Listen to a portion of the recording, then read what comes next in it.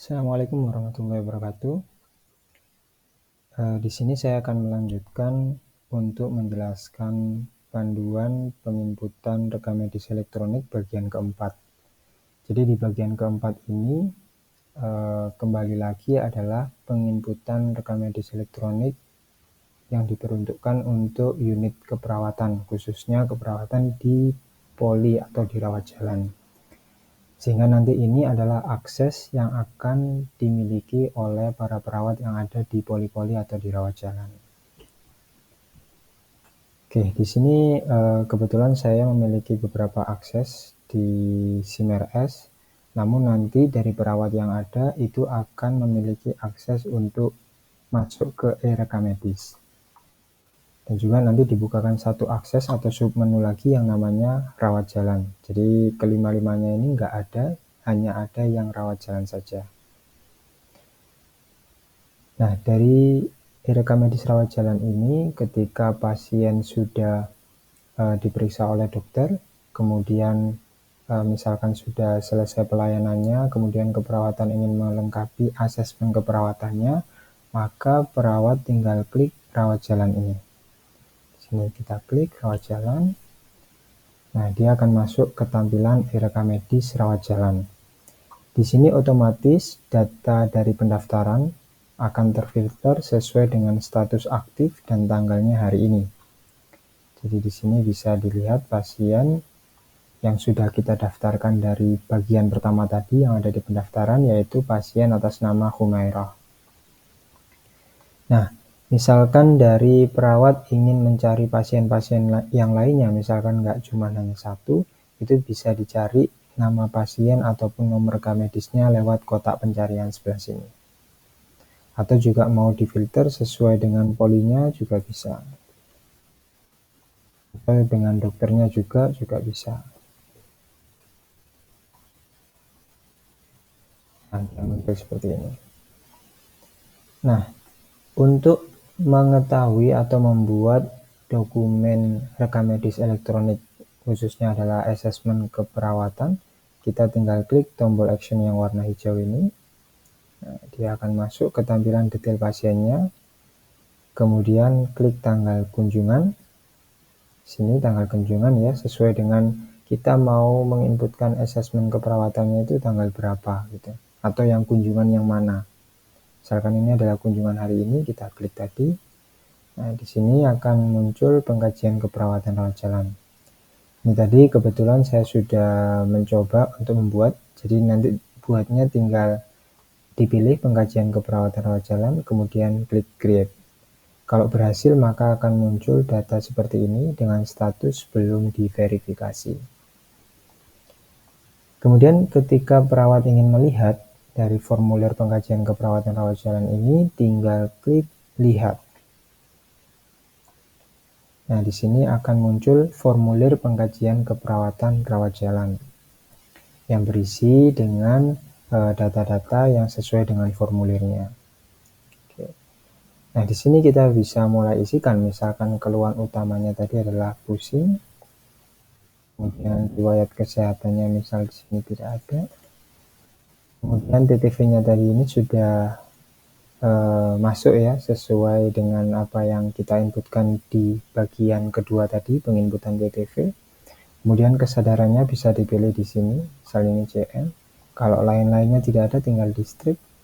Kemudian riwayat sosial ekonominya tidak ada, tinggal di strip. Kalau ada riwayat psikologi di sini bisa dipilih, di sini multiple choice ya, bisa dipilih. Misalkan di sini secara psikologinya cepat lelah gitu, sama sulit konsentrasi misalnya.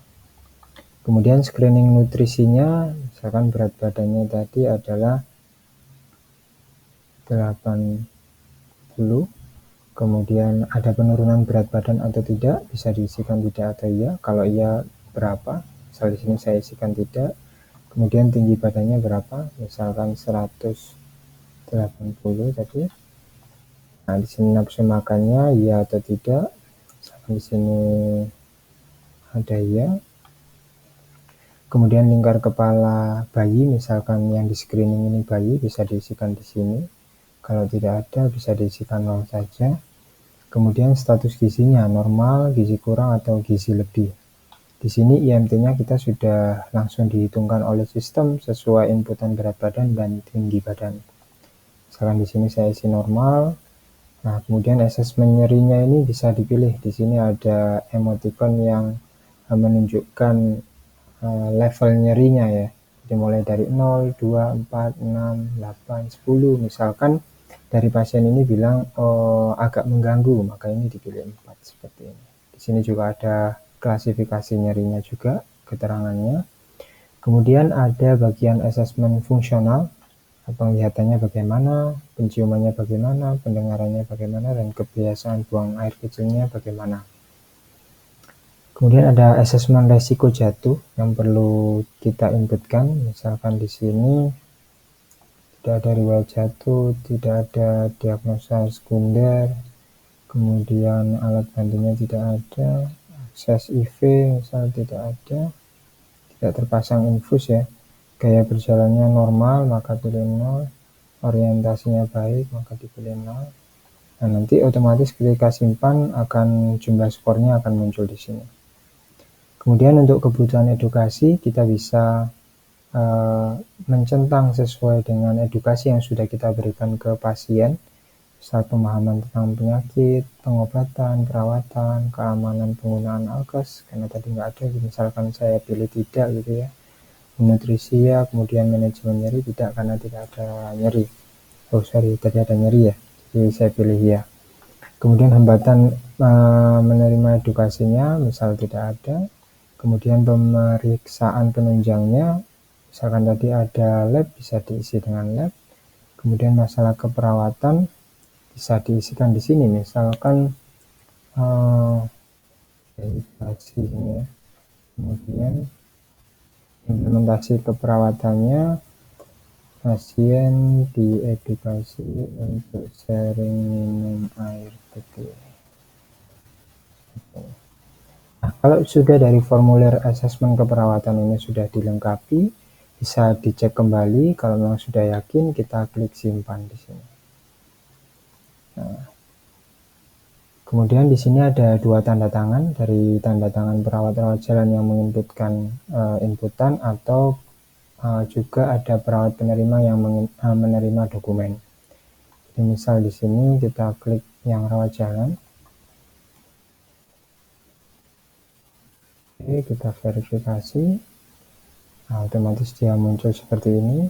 Nanti kalau dokumen ini diserahkan ke perawat kepala misalkan, atau perawat penerima, bisa klik juga perawat penerimanya.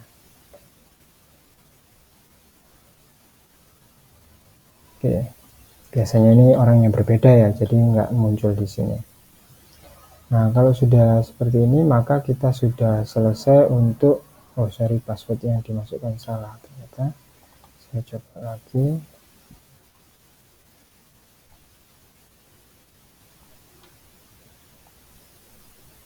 Nah, ya, karena memang harus orang yang berbeda. Ya, kalau sudah, maka untuk penginputan pengkajian keperawatan ini sudah selesai. Jadi sampai di sini untuk panduan tahap 4, yaitu pengkajian keperawatan rawat jalan. Silahkan nanti bisa dicoba, semoga lancar. Terima kasih. Wassalamualaikum warahmatullahi wabarakatuh.